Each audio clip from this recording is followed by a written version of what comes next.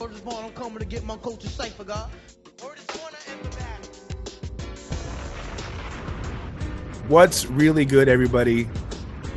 Sorry about the hiatus. Unfortunately, your boy suffers from a beautiful thing called depression and does not have insurance or any type of way to take care of that. So sometimes he just sleeps for days.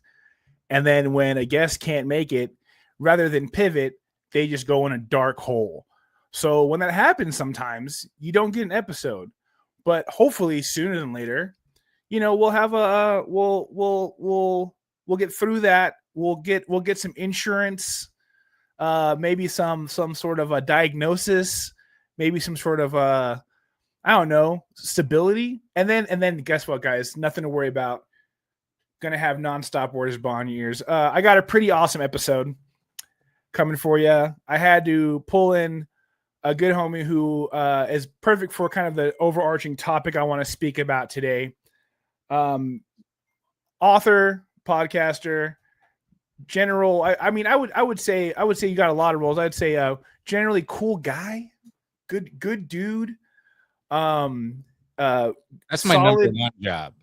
I think number one. I think every day, get out of bed to be a cool dude.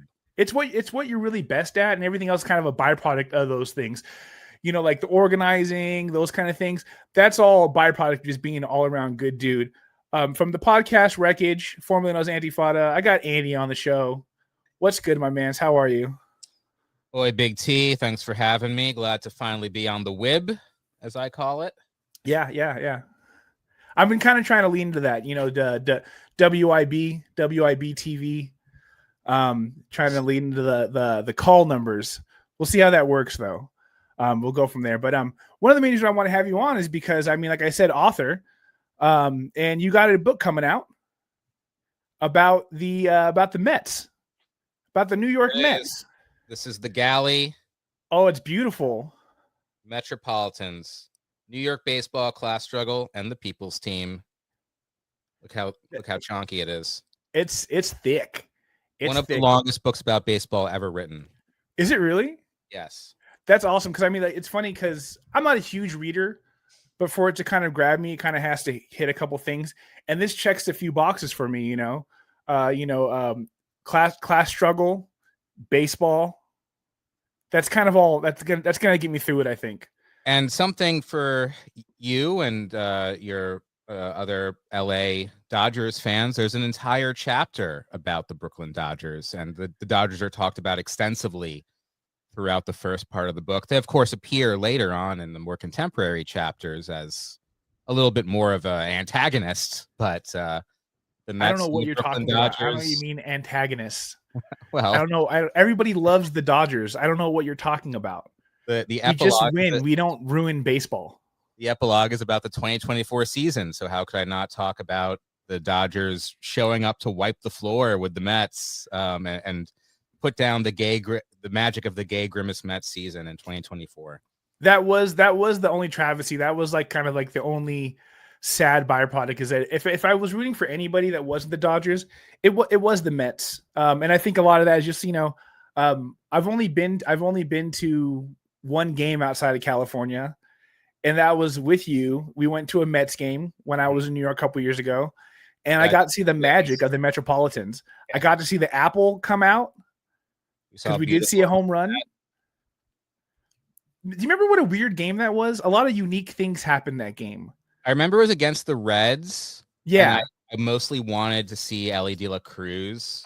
Yeah. He didn't play, and the Mets lost pathetically, but it was fun. I don't remember actually anything specific about the game. There was a weird stolen base. I think someone stole home on an accident, which is super rare. Super weird stuff like that. But yeah, and I got caught up in the romance of how could you not? Of the Metropolitans. Yeah.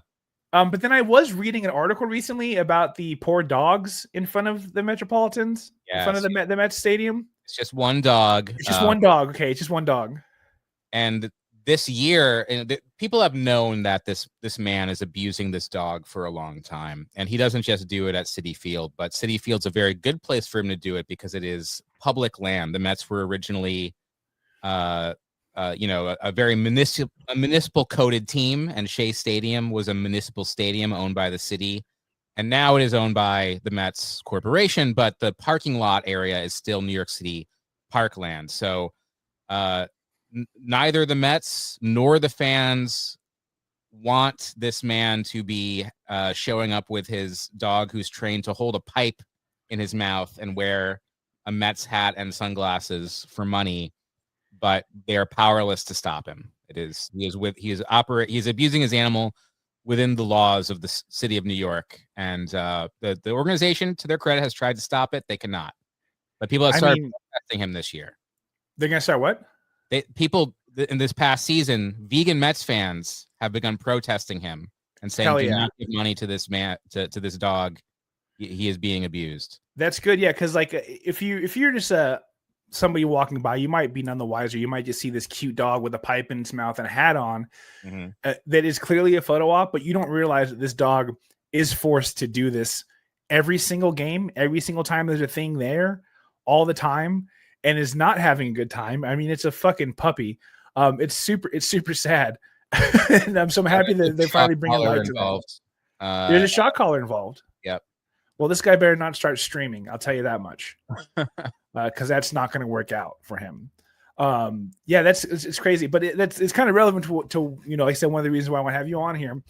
We're both. I think people would probably consider us to the left, probably even radical left. But we're also baseball fans, and this year it became, especially with the success of the Dodgers, it became really popular to say, like, you can't like the Dodgers and you can't really like baseball if you are against capitalism. And I understand all that, but it's kind of a washing of the working class element of baseball and baseball fandom. I know here that we kind of, our crosstown rivalry would be like, Angels, Dodgers. We don't really acknowledge the Angels because they're dog shit, and they're not really worth talking about. But there was times when they were, similar skill levels in the different leagues. And there is something about it where it's like the Angels are like Republican coded. The Angels are conservative coded. I can't really explain it. They just are. They were founded by Gene Autry. Okay. Who was a very right-wing guy. Politically. But I guess, I don't know a lot about the Angels' history, but they were founded at the same time as the Mets. I think they started in 61. The Mets started in 62 as part of the same sort of initial expansion of both leagues as a result of Branch Rickey's war on Major League Baseball with the rogue Continental League, which was to him an attempt to start a third major league that would be international. And he had very utopian, some even say socialist visions for how this league would be run, even though he was a conservative himself. But Branch Rickey, for those not familiar, was the man who fought to sign Jackie Robinson, integrating baseball, and he was basically kicked out of Dodgers ownership in 1950, became co-owner of the Pirates, and then in the late 50s dedicated himself to returning National League Baseball to New York after the Dodgers and Giants left. And as part of that effort, he teamed up with the Robert Moses and Robert Shea and Mayor Wagner and the city of New York. And the result of that would not be an entire new league as he intended, but an initial 4-team expansion, which included the Mets, who were coded as the combination of the Dodgers and Giants. That makes sense. And there is kind of a bit of like a feel there too, where it's like the Mets are like for the people and the Yankees are those uptown folk, right? Is that kind of vibe going on? Am I wrong on my West Coast analysis? It's way more complicated than that. But at that point in 1962, absolutely. The Yankees were, the South Bronx at that time was like the suburbs. It was right across from the Polo Grounds, which was in Harlem. Mm-hmm. But that area was way more, it was not going through the same kind of blight and ghettoization as the areas around the Polo Grounds and Ebbets Field in Flatbush and in Harlem. And the team itself had branded itself as a extremely white team. They resisted integration for almost as long as any other team in baseball. The Yankees. The Yankees did, Yeah. And so and the reason they did that is because they've always been popular with Black New Yorkers since the days of Ruth.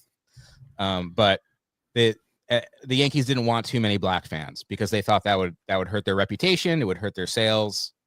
And so in 1962, absolutely, the Yankees were like a white bread team of the elite, and the Mets were a team for working class slobs and naughty children and goofballs and stuff. Now, see, where the Yankees fucked up is, I'm not a fan, but that hat, it's a good hat. It's a really good hat. It's a really fly uniform, and when you do fly shit, you're gonna attract niggas. We're going to like it. Well, that's where they fucked up. And then also, I've been hearing rumors on the internet that maybe some of these black and white photos are not doing Babe Ruth his light skin justice. Have you heard this? Yes. Let's get into that. And you know what? As a light skinned man, I see it. I can see it. My man's got some features. So when Babe Ruth switches from pitching to hitting, and he goes from being one of the best pitchers in baseball history to easily the best hitter in baseball history, this confirmed these theories that you mentioned among fellow players that he might be I'm not going to use the term, but let's say 1/8 Black. Yes, he was from Baltimore. He grew up very poor. Baltimore was, I believe, the blackest city in the East Coast, if not the United States at that point. And he was the best baseball player, which was like really at the root of the fear of segregation in baseball and a lot of other aspects of American society. Is not only that it's coded as like Black people are inferior in some way, so white people deserve this higher status, but there's always this element of like, if Black people take over, they might be better than us. They might be hotter than us. They're cooler than us, And Babe Ruth just really seemed to confirm that.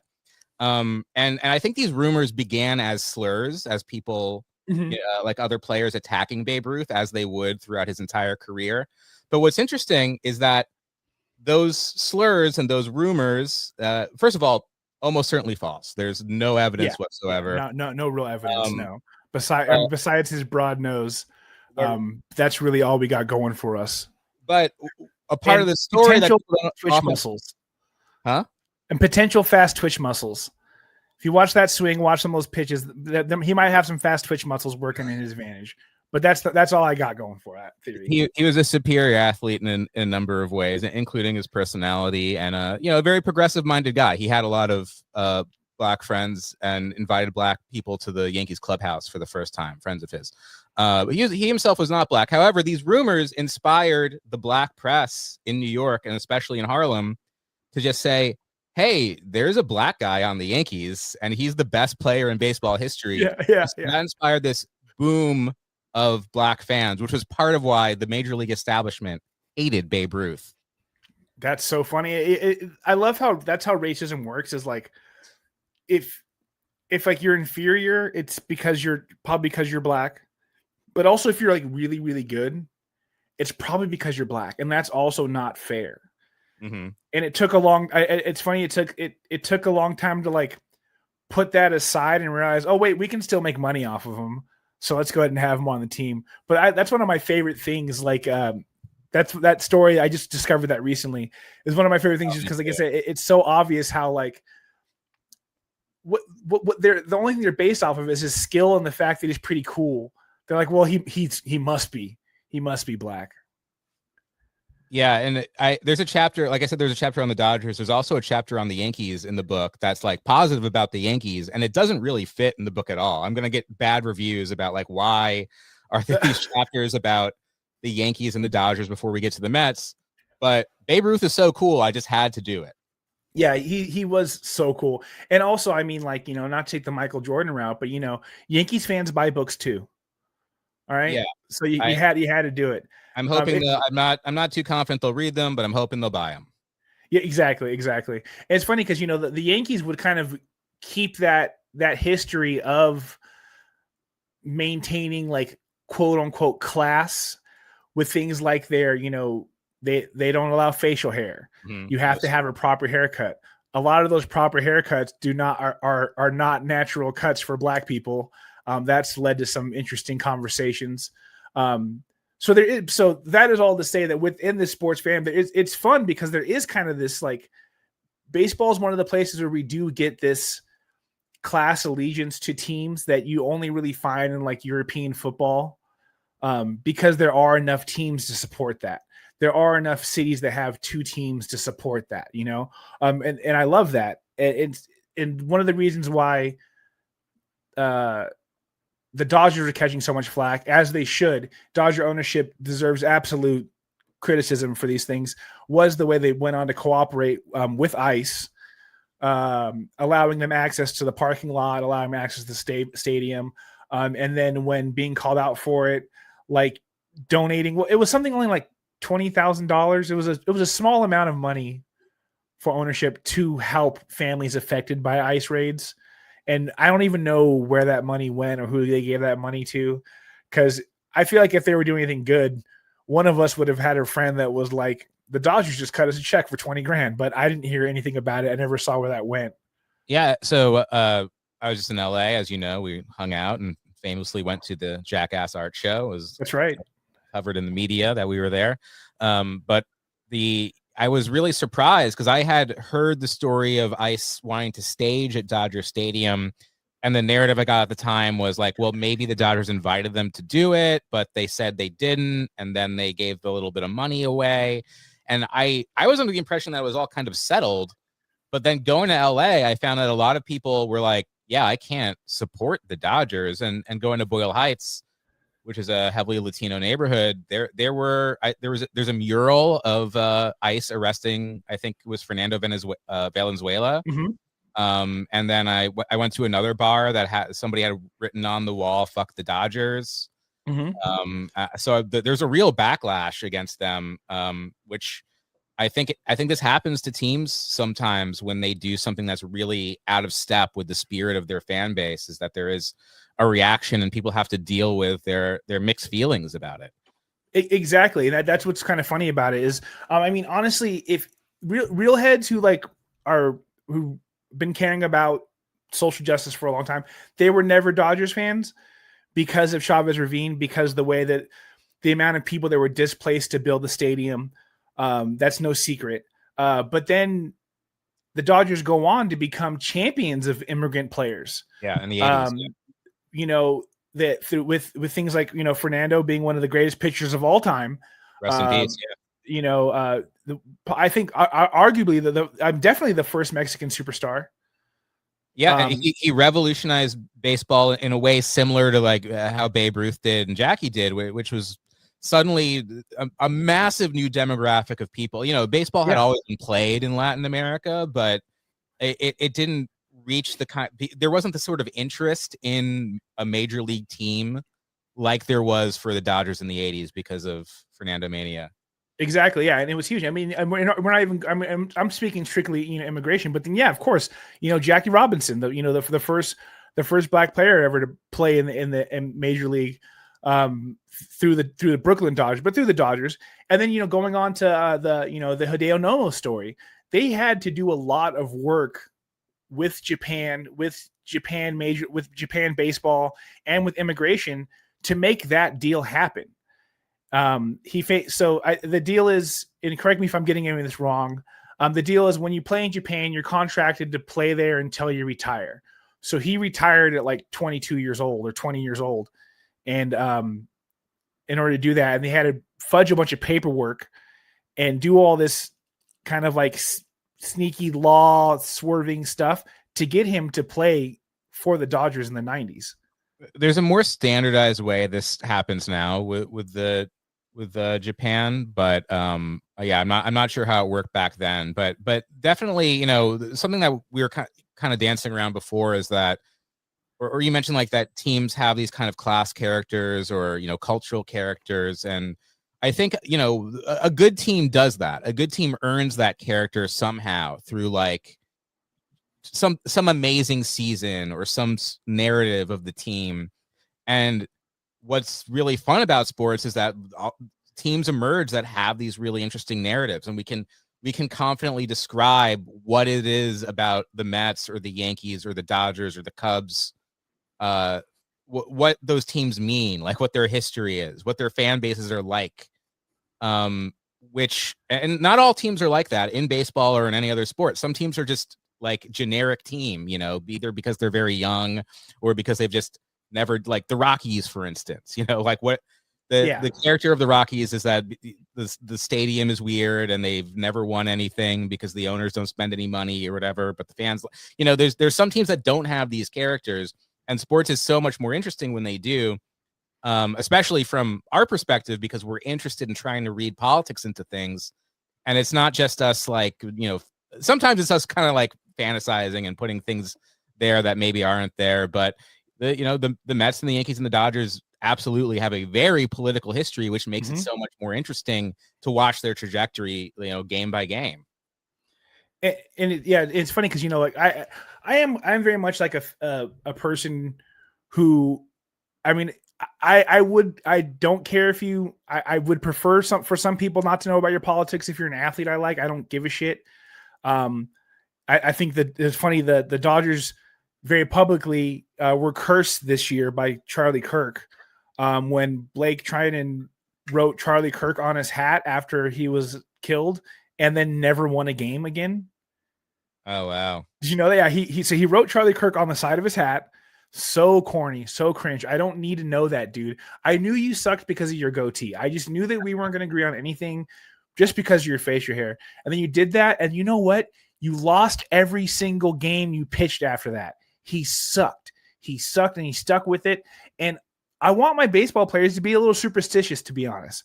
I wanted him to be like, wait, what changed? What did I change when I started losing? Oh, yeah, I put this fucking asshole's name on my hat, and now I'm losing games.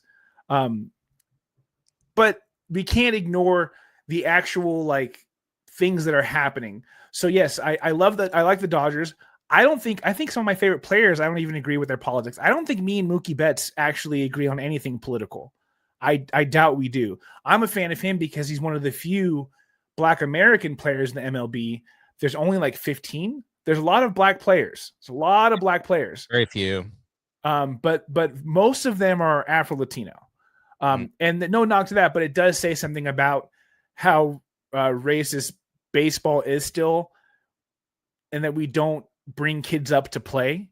And I experienced that myself when I was a kid playing Little League Baseball. I never made the All-Star team. And I was kind of a beast. I remember one year, because I was a fat kid, I was sneaky fast.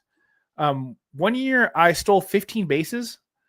And I didn't make the All-Star team. Things like that. And that's the kind of thing that's happening here.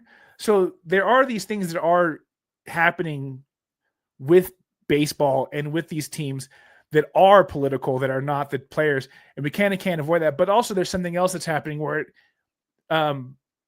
when you're in the community, when your team is doing well, there is nothing more unifying than that.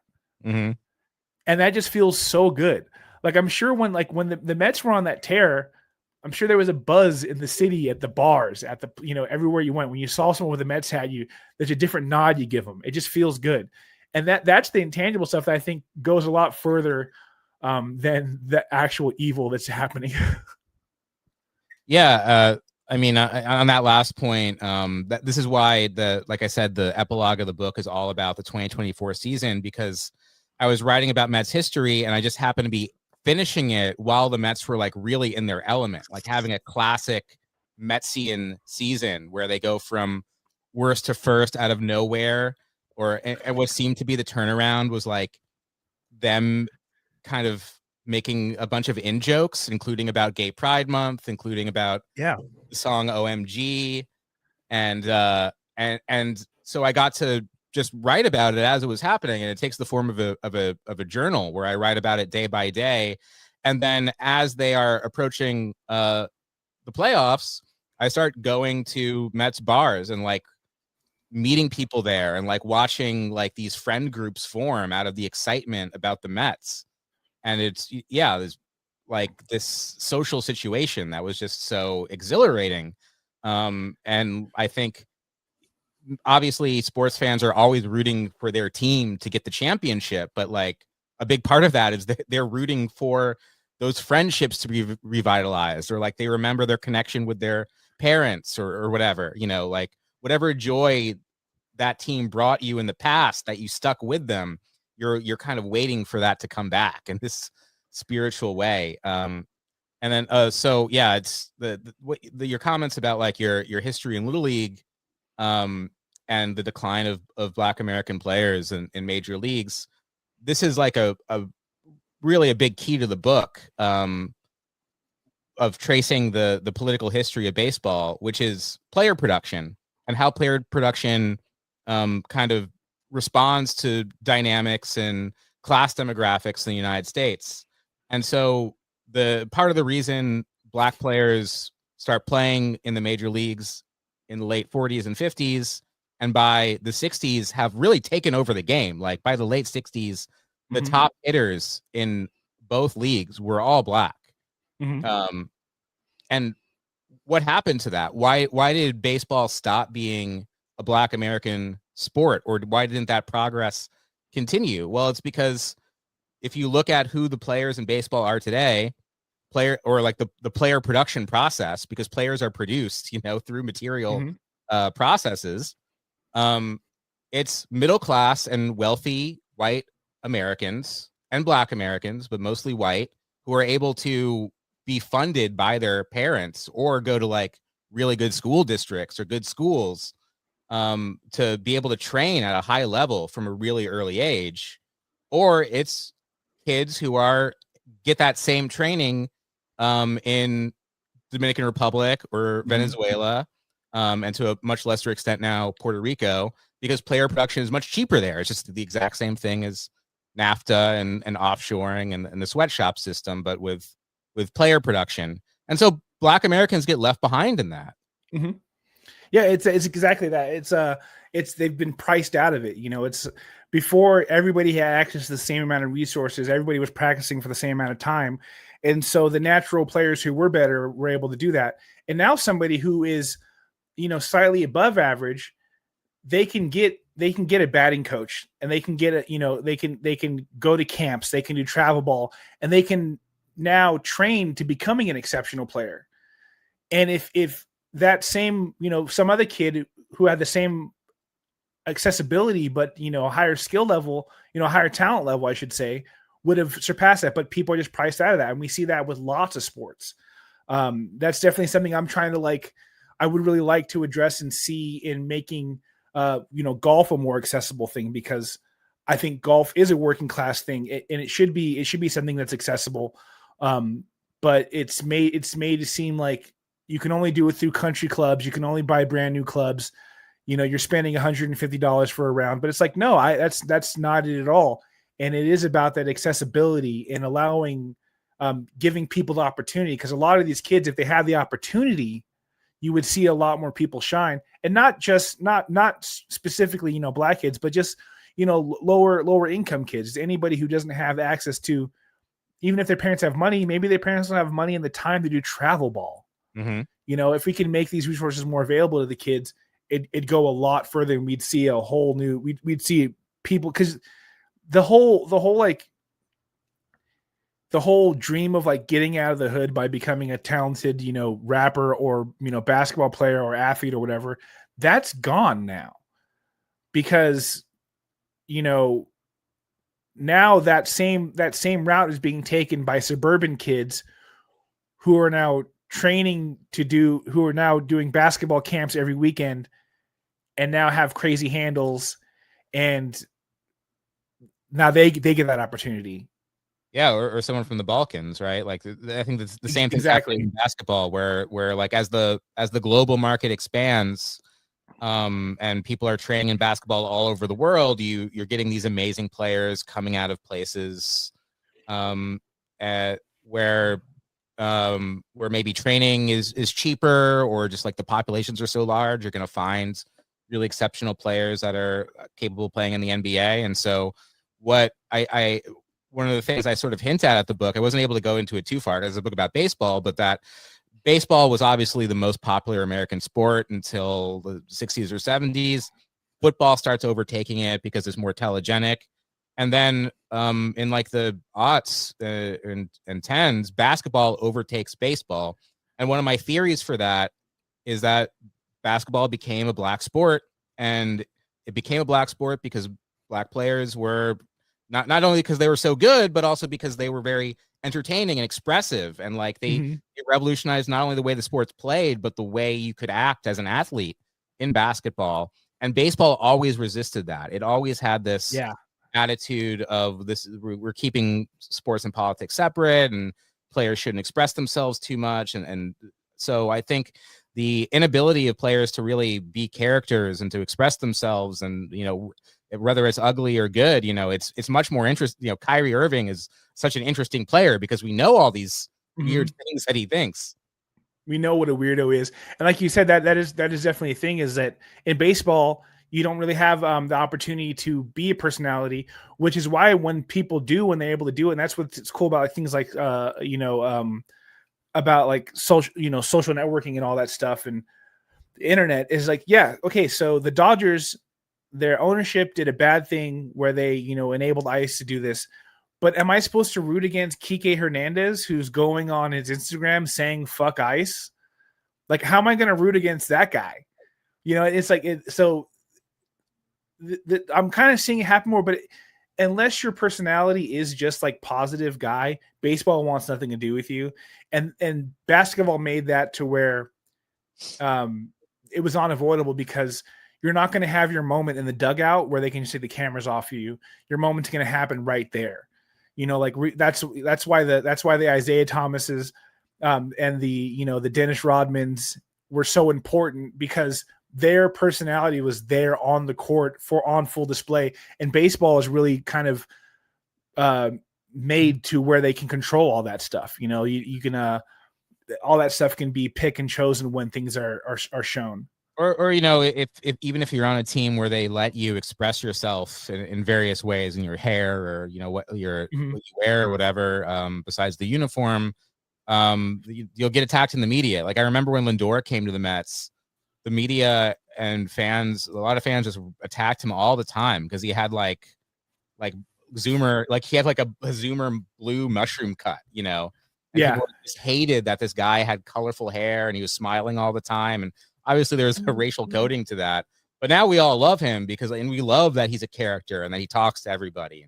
And it took some getting used to, but there was definitely that feeling right away that, like, we don't want a player who's so flashy, and the racial aspects of that are kind of obvious. And I want to say one other thing about where you're talking, going back to the player production stuff.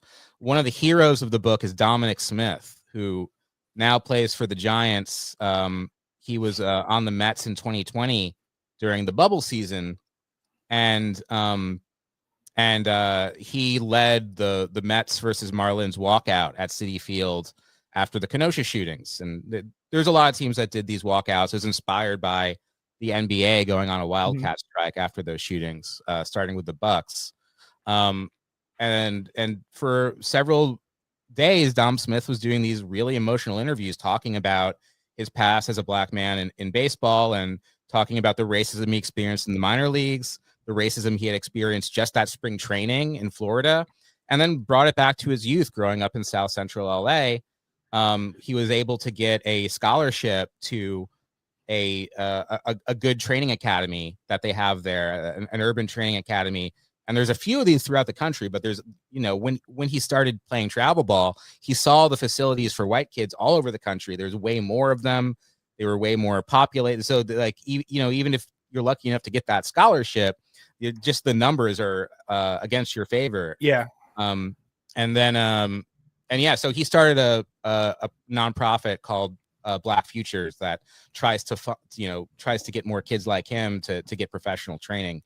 That's awesome. It's an uphill battle, and there's always the fight for the majors to put more money into that. And ultimately they never will to the level that they do in the Dominican Republic. It's just, that they're just printing money by training stars there, and ruining his lives in the process. Arguably, it is funny because like we could take that approach. We could start producing players. I mean, we see like the way Japan approaches baseball.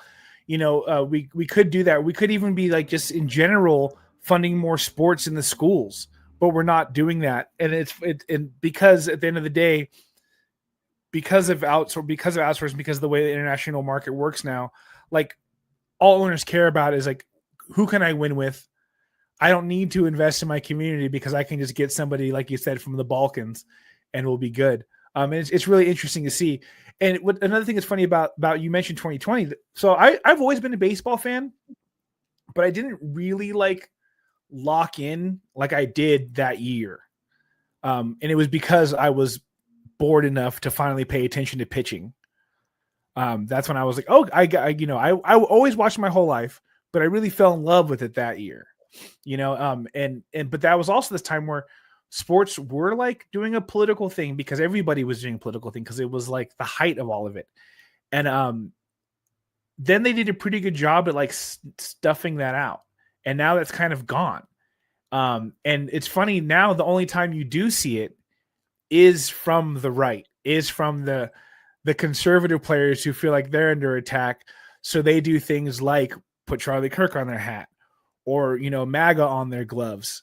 And then now they're using that model to be, to challenge the status quo. But even though they're part of the status quo, but they're viewed as like, they're still mad about 2020. They're like, I was told I was wrong, and now it's my turn to say that I need to be heard. And it's really funny seeing that coin flip. Yeah, they feel like they're rebels. They feel like baseball's woke. They're like, I have to wear a Pride Night hat, and there's a lot of that. There was a few players who were doing the like Trump fight thing as a victory thing after hits after his assassination attempt. 2 players on the Cardinals, I think one on the Rays. You get players who do little MAGA signifiers and a lot of them do the Trump dance now and again. But we're starting to see more of it from liberal and otherwise woke players. Like, for example, there's a podcast called Staffcast that's hosted by like a Mets Twitter guy named Richard Staff, who's very funny. And then a bunch of former pitchers, including Sean Doolittle, who was like an amazing closer for the Nationals, took them to the World Series. And he's a member of DSA. He's fights for labor rights. And then he's on the podcast with like sort of a rotating cast of other former relievers. And it's just a normal dirtbag left podcast. They just joke around. That rules. They don't talk about politics quite as much as like Chapo or something, but they're lefties and they're talking about their lives as baseball players or just goofing off about what's in the news or what's in the media. I mean, this is a pretty new development, and like a bunch of players are just doing podcasts and YouTube shows, and inevitably they let stuff slip that it's usually players who are like at the end of their careers or retired. It's going to really suck for you if you do it while you're playing. But they invite current players on the show. So like just this week, Brandon Nimmo got traded from the Mets, the Rangers. And there's some speculation that part of the reason from it is Adam Ottavino, who's a former reliever for the Mets, had Pete Alonso on the show. And during this podcast interview, he's like, yeah, I heard Brandon Nimmo is mad about these things in the clubhouse and doesn't want Lindor to be the captain. And I think that getting out, like, who knows if that's true or not, but like that maybe signaled to management, like, okay, the cat's out of the bag now that there's a clubhouse discord and Brandon's part of it. And also a very conservative player. Or at least he was several years ago, like politically conservative. Yeah. And so the fact that players are able to start expressing themselves more, and a lot more of them, still a very small amount, but a lot more of them are coming out as liberal or even leftist. It's a really new development. There's been players who are like very outspoken about the union, but that's like cuts across political lines. So yeah, absolutely. And that's kind of that's my favorite thing about this. And I've talked about so many times, but like my favorite thing about baseball is that kind of thing where it is, it is important to, I'm not saying be friends with people who are like, have opposing views, but to be able to, live around and be with and work alongside with people who you might not agree with politically. And one of the ultimate ways you can do that is sports. My grandma, we don't see eye to eye on anything. She is a conservative Italian Catholic woman who has terrible views on everything. But we talk about baseball. She's an Angels fan. I'm a Dodgers fan. She texts me about the Dodgers. I text her about, and now the season's over. I don't know what we're going to talk about until it starts again. I'm kind of nervous about that. But that is kind of one of the cool things about these things is that bridge that it provides. And there is this reminder, because at the end of the day, one of the conversations you're going to have is, yeah, but beers are $20. And so it's this nice, beautiful, like little class tie that we all have that we all forget about.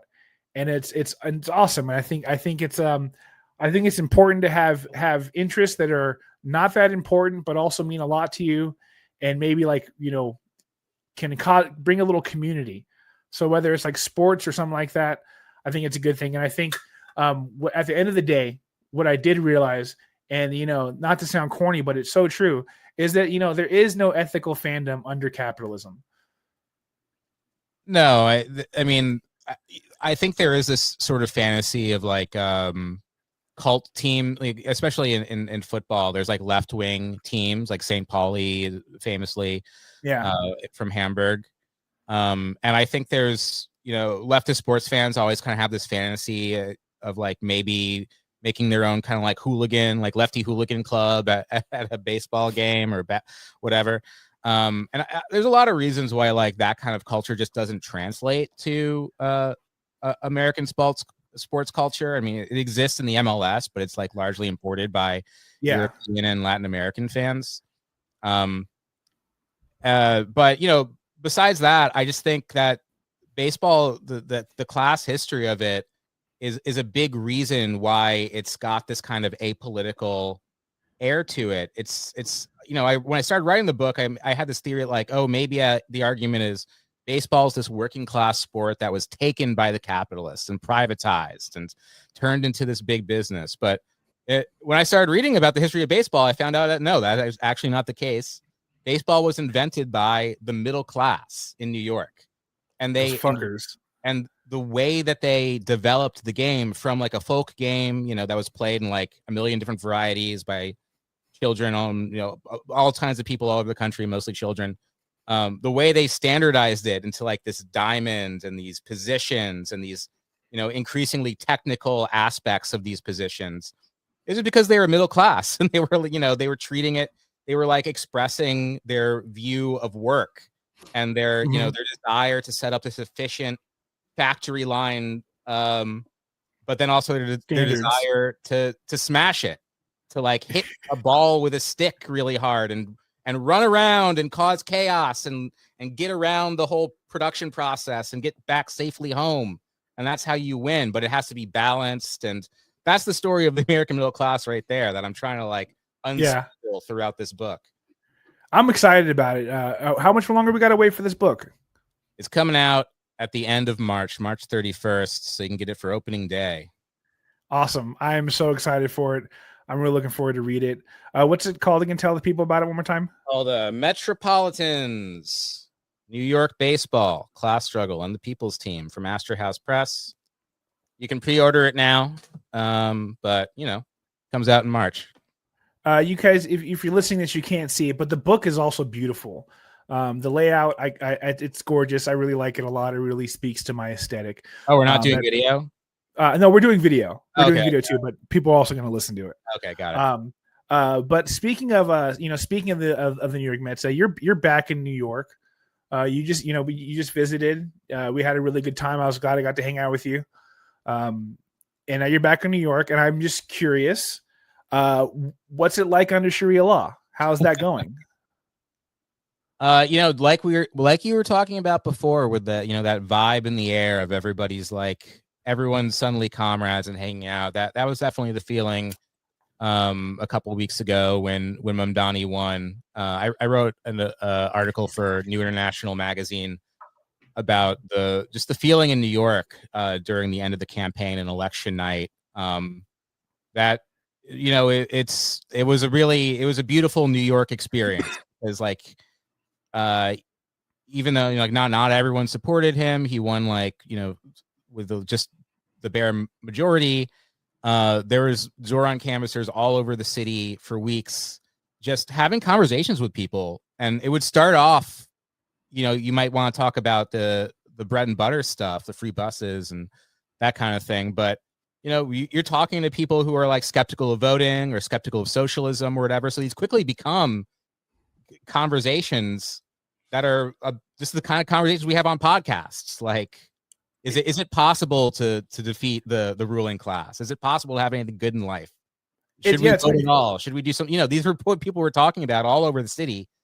And I'm just hoping, obviously, that as Zoran pushes forward, that people will stay with that spirit of trying to change, not just get better people into power, but change the way we do politics from a grassroots level. And especially the fact that campaign was so based on thousands and thousands of volunteers, largely self-organized, especially at the early stages. That kind of autonomous organization needs to continue for a lot of other things. And it exists in New York. People are gearing up for whatever happens with ICE here, in the same way that people have been doing it in LA for a long time. And I would be very critical if all of the energy continues to be towards Zoran's success or towards electoral politics more general. But I don't feel like that's going to be the case the way it was with Obama's election, for example. But time will tell. Yeah, well, it's definitely an Overton window thing too, where it's like, oh, they elected the socialists. I guess maybe I can show up and support people who are fighting against ICE. Maybe I can show up and do those things. It does bring access to it, and it is inspiring because it's just one of the, I haven't seen anything. I think we saw this Bernie, except for that didn't work. But it was cool seeing all of my friends who were out there going door to door, people wearing hats. It's refreshing, and it's inspiring. It's cool. It's important to happen somewhere like that, so we all know it's possible. We do have Los Angeles has a mayoral election coming up next year, and we got a candidate now who's super grassroots and hasn't really gained much of a following yet, but I'm excited about her, and her name is Ray Hung, and seems cool, and it's exciting because at first, if I would have seen somebody with 5,000 followers on Instagram running for mayor of Los Angeles, I would have been this is a waste of time. But now there is a small bit of chatter, and she's out there advocating for the right things. I've seen her at other things. She's, it seems possible, and that's so cool. Is she a PSL candidate? Well, I don't know what she's. I don't think she's doing PSL. Yeah. No. So the PSL is running its own slate in California. No. She. I don't think she's. I don't think anyone's joke. Yeah. See, I don't think anyone's endorsed her like that. Uh-huh. But yeah, I mean, just her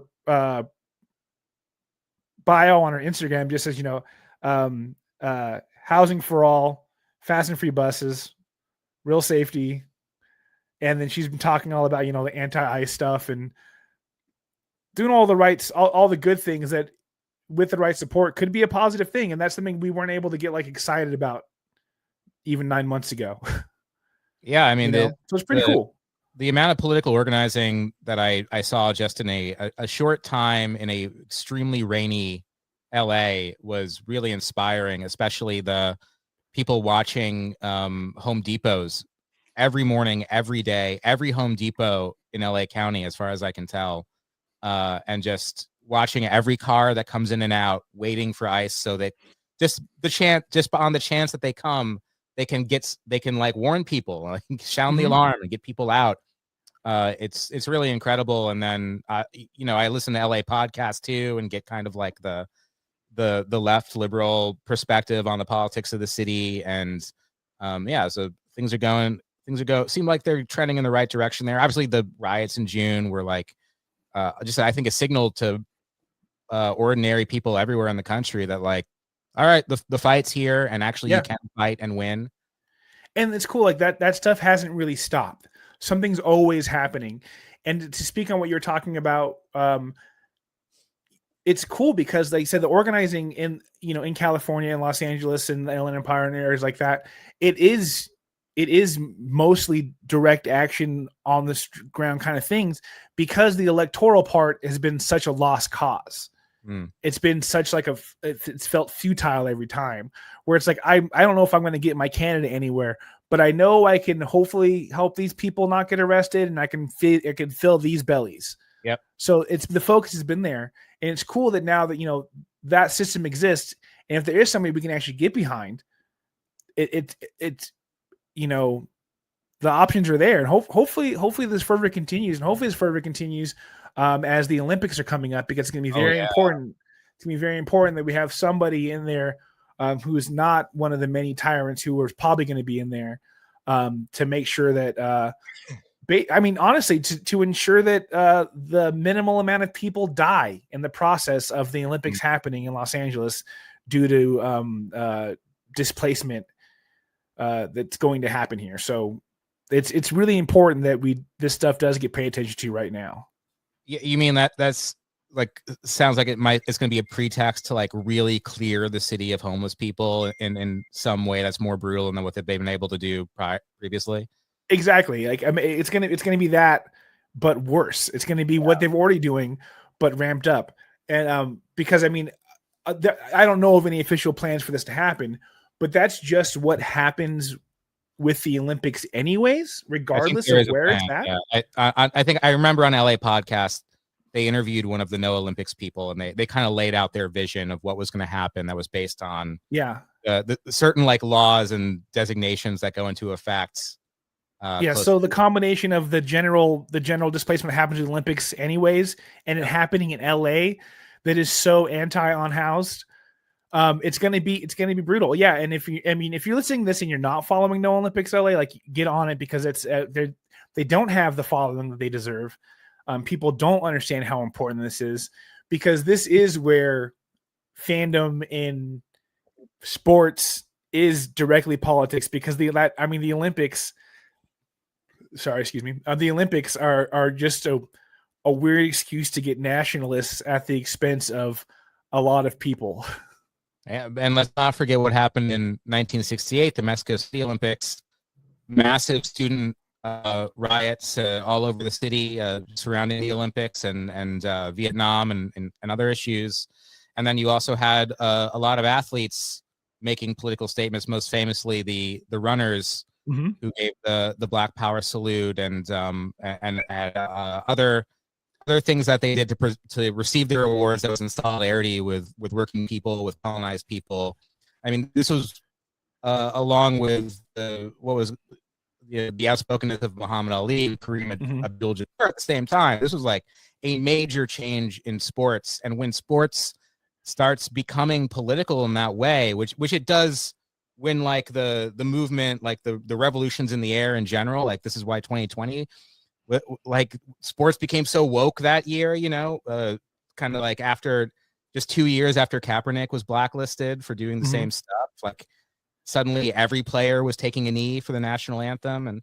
And these are really important moments, not because like sports is leading the way, but because the politics are coming into sports.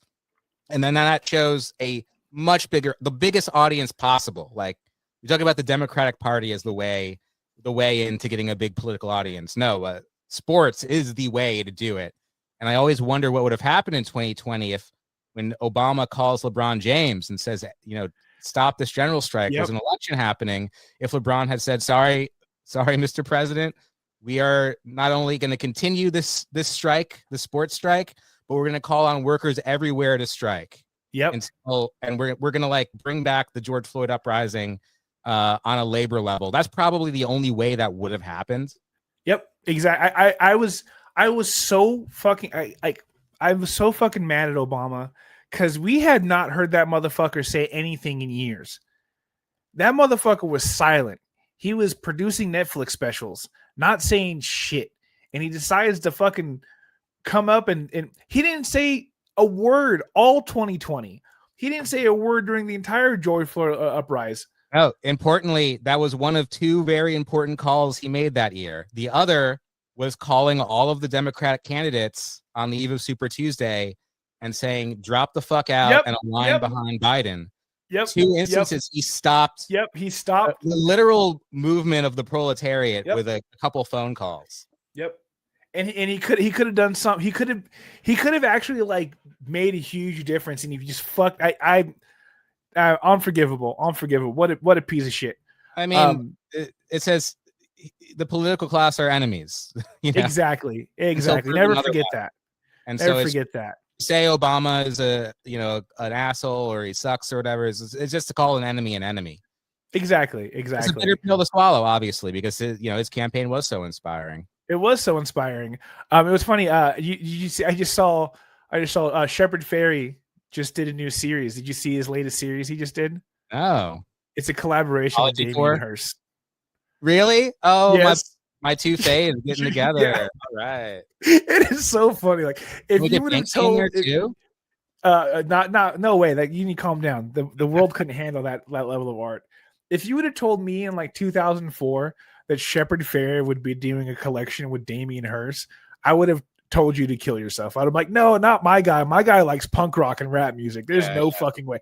The same guy that did Fred Hampton, he's gonna do with it. No way. Fuck you. Yeah, I saw that today. I thought about you. So funny. Gen X is like quickly becoming the most conservative generation. Yeah. Like they're outdoing the boomers somehow. Yeah. Did you see Steve Caballero? You know Steve Caballero? Oh. You know who that? You know the skateboarder? No, so he's like a OG like original Pal Peralta guy. Do you know the Van shoe, the half cab? No. Do you know the trick, the half cab? No, I don't. You could just lie. It's okay. No, anyways, he's this OG like skater. He's been around forever. He has like one of the most iconic shoes in skateboarding. Important guy. He has tricks named after him. Has never been political guy ever. And then recently he like, you know what? I guess I am Islamophobic. He said those exact words. Like, I'm not kidding. I guess I am exactly Islamophobic. And then he was talking about how like tragic it is that they snuffed out a light like Charlie Kirk. And I'm like, dog, you've gone your whole career not saying anything political, and now you're ruining it. But now that I've like bummed myself out with talking about how like there are no heroes and everybody's bad. Let's talk about something that we're stoked on right now. Something that brought a little light to our lives. Let's close it out with some joy. What's got you pumped these days, Andy? Well, let me try to share this screen because I had a great time in LA. I did get a little sick because I ate non-vegan sauce. The non-vegan sauce, the vegan sauce took you out.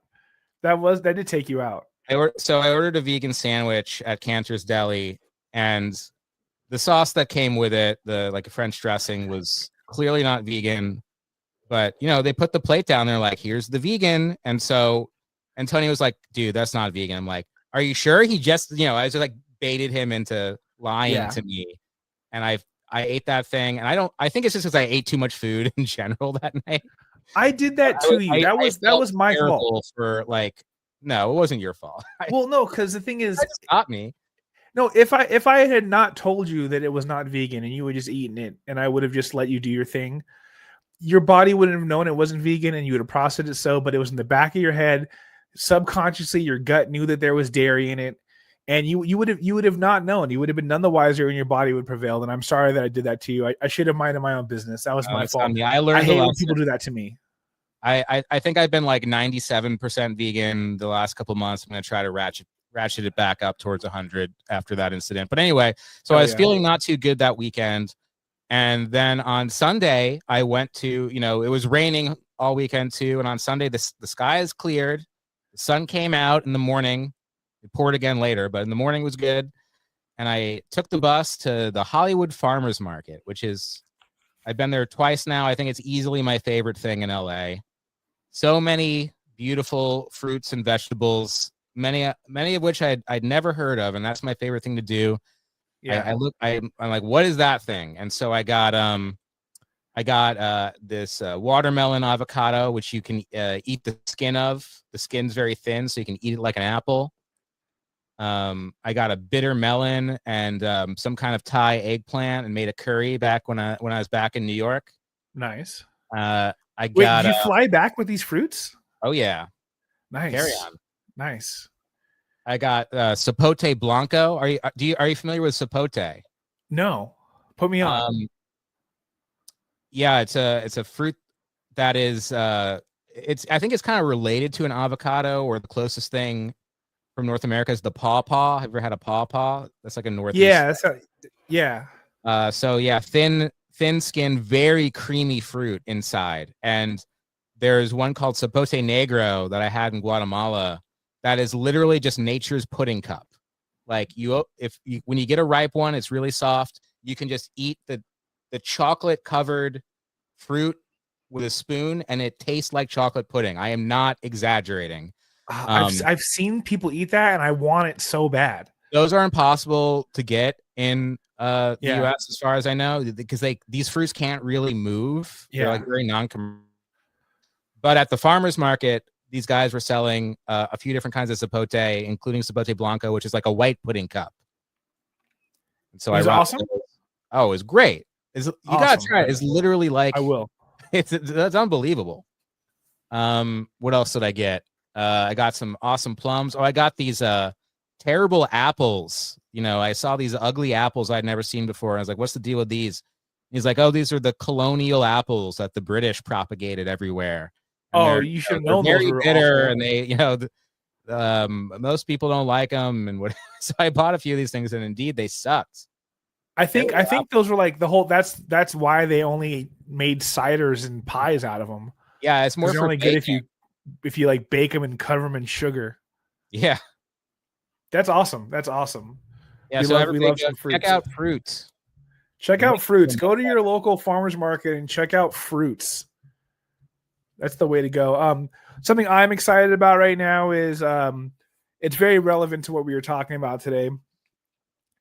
I've had this theory in my mind that like I said, it's annoying, and people are tired of me talking about it, that I can really marry and remind and like let the people know that it's okay to golf as the proletariat, as the working class. It's okay to golf. And I post a little golf on my TikToks, on my Instagrams. You see it. Well, on TikTok, I decided to post a video, and it was a video where I'm hitting my 3-iron. I'm just pure in it. It's just great.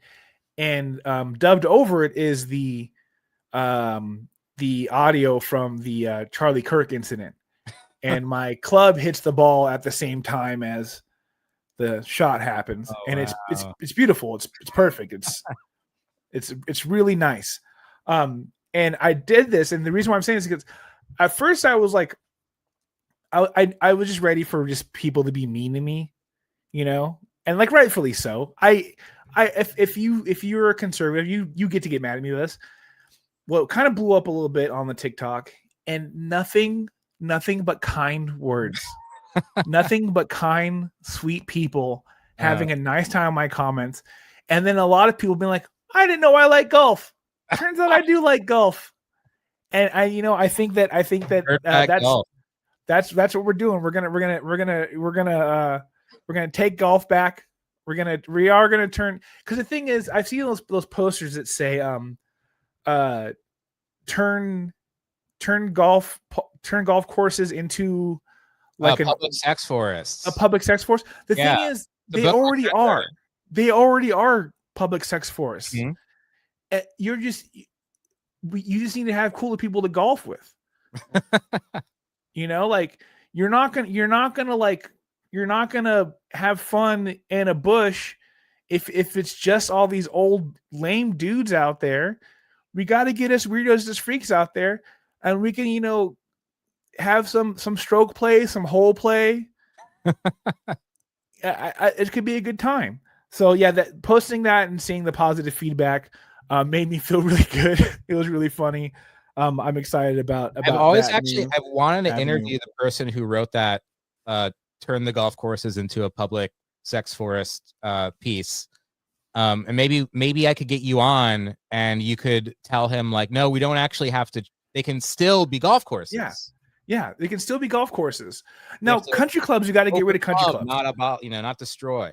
Yeah, exactly. Because like I said, I've had a lot of fun on the golf course. Let's put it that way. And I think it's a positive thing. So yeah, thanks for coming on today. I appreciate you. It's always a good time. I'm so excited for this fucking book.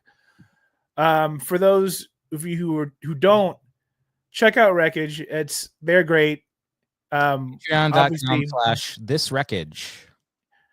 You're gonna get your time, sir. Don't you worry. Don't you worry about that. No, I'm just kidding. One of my favorites, two of my favorite smart guys talking politics and theory and all the good stuff. Andy, where can the people find you? Patreon.com/thiswreckage. And on Twitter, I am AM Gittlitz, and Instagram as well. It's GITTLITZ. Yeah, go follow him because about once a year I'm in his story, so it's worth a follow. Tony, I wish it were twice. I know. One day it will be twice. Let's work on two. Hey, listen, if enough people go to wordisbondtv.com and subscribe to my Patreon, I will be able to afford to visit my friends on the East Coast. So please go do that. Like I said, it's been hectic, but I'm good now. Things are good. Things are positive. Sometimes when your dog dies, you just gotta not put out podcasts for a couple of weeks because you're a sad man who also doesn't have a job. But that's okay because it's gonna work out and things are actually on the up and up. And I got a lot of really cool things coming up. And so thanks for sticking around, folks. I fucking love y'all. Check out the Patreon. I did drop a new radio episode. And I got some last responders coming down the pipe. So thank you. Love y'all. Peace. Word is born, you know my status. Word is born, I'm coming to get my culture safe, God.